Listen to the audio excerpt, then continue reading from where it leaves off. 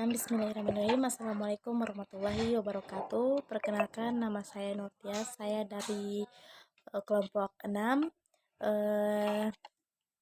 yang mana saya akan membahas tentang tingkatan pertanggungjawaban pidana. Adapun video ini dibuat untuk memenuhi tugas UTS dalam mata kuliah Fikih Jinayah. Jadi sebab yang menimbulkan adanya pertanggungjawaban pidana adalah adanya perbuatan maksiat atau perbuatan yang melawan hukum, yaitu yang mana mengerjakan suatu perbuatan yang syara' melarangnya, atau sebaliknya meninggalkan sesuatu perbuatan yang syara' memerintahkannya. Namun demikian, perbuatan melawan hukum itu menjadi sebab adanya pertanggungjawaban pidana, yang mana harus terpenuhi dua syarat itu. Yang pertama al-idra, mengetahui, dan yang kedua adalah ikhtiar atau pilihan. Yang mana bagaimana salah satu syarat tidak ada, maka tidak ada pula pertanggungjawaban pidana. Jadi perbuatan melawan hukum itu sendiri bertingkat-tingkat. Jadi pertanggungjawaban pun ada tingkatannya sesuai dengan tingkatan perbuatan melawan hukum itu. Tingkatan tersebut disebabkan oleh kejahatan seseorang yang erat kaitannya dengan qasad atau niatnya. Perbuatan yang melawan hukum itu ada kalanya disengaja dan ada kalanya juga tidak sengaja atau karena kekeliruan. Perbuatan sengaja itu terbagi menjadi dua bagian, yaitu sengaja semata-mata atau al-mahdi, dan yang kedua itu menyerupai, sengaja syibhul al-mahdi. Sedangkan kekeliruan juga memiliki terbagi menjadi dua bagian, yaitu keliru semata-mata atau al-khoto, dan perbuatan yang disamakan dengan kekeliruan majro al-khoto, tingkatan pertanggungjawaban pidana. Jadi tingkatan pertanggungjawaban pidana itu terbagi menjadi 4. Yang pertama ada sengaja atau al-mahdi, yang mana sengaja dalam pengertian yang umum adalah pelaku tindak pidana berniat melakukan perbuatan yang melawan hukum atau perbuatan yang dilarang. Orang yang meminum minuman keras, dan demikian pula dengan orang yang mencuri. Sedangkan perbuatan itu diniati dan benar-benar dilakukannya dengan sengaja. Begitu pula dengan tindak pidana pembunuhan yang dengan sengaja dilakukannya serta dikehendaki akibatnya berupa kematiannya korban, maka baginya dikenakan pertanggungjawaban pidana. Jadi yang kedua itu menyerupai sengaja atau syibhul al-mahdi, yang mana perbuatan menyerupai sengaja atau resmi sengaja syibhul al-mahdi hanya terdapat dalam jarimah pembunuhan dan penganiayaan. Kedudukan syibhul al-mahdi ini masih diperselisihkan oleh para imam mazhab. Imam Malik tidak mengenal istilah syibhul al-mahdi dalam jarimah pembunuhan atau penganiayaan.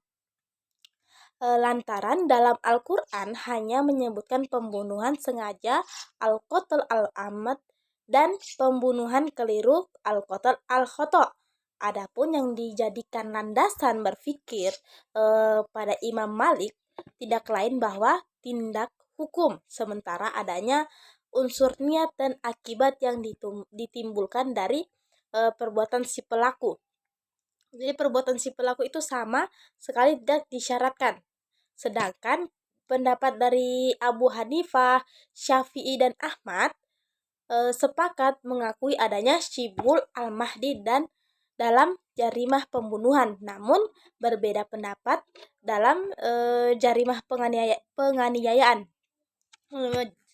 Jadi menurut Syafi'i bahwa dalam jarimah penganiayaan itu bisa terjadi ada yang masuk dalam kategori sengaja al-amdi dan bisa pula masuk kategori syibhul al-amdi. Nah, pendapat ini adalah pendapat yang rojih dalam mazhab Ahmad. Sedangkan menurut Abu Hanifah dalam jarimah penganiayaan itu tidak ada Syibhul al-Amdi. Pendapat ini diakui pula dengan dari kalangan mazhab Ahmad, namun hanya dipandang marjuh. Jadi pengertian Syibhul al-Amdi dalam pembunuhan adalah bahwa dilakukannya perbuatan itu dengan maksud melawan hukum, tapi akibat dari perbuatan itu yang membawa kepada kematian, bukan suatu yang dikehendaki, hanya saja berdampak kepada matinya korban. Adapun pengertian Syibhul al-Amdi dalam penganiayaan adalah dilakukannya perbuatan itu dengan maksud melawan hukum, tetapi akibat dari perbuatan itu membawa kepada pelaku itu, bukan suatu yang dikehendaki pula.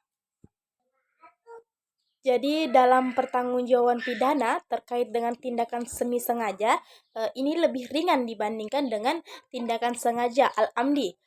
Sanksi hukum yang dijatuhkan untuk tindakan sengaja berupa kisos, sedangkan untuk tindakan semi sengaja itu berupa diat takzir apabila dipandang perlu oleh penguasa untuk menjatuhkan hukuman takzir tersebut. Ya, yang ketiga ada keliru atau al-khoto, yang mana pengertian keliru al-khoto adalah terjadinya suatu perbuatan di luar kehendak pelaku dan tidak ada maksud untuk melawan hukum.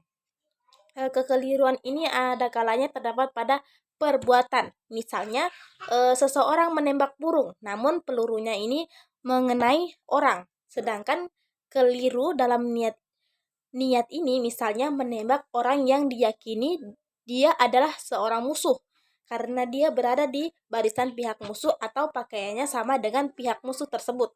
Padahal dia adalah kawan sebagai anggota pasukan sendiri. Jadi yang keempat itu ada keadaan yang dimaksud dengan keliru atau majaro al-khoto. Jadi di sini ada dua bentuk perbuatan yang disamakan dengan kekeliruan.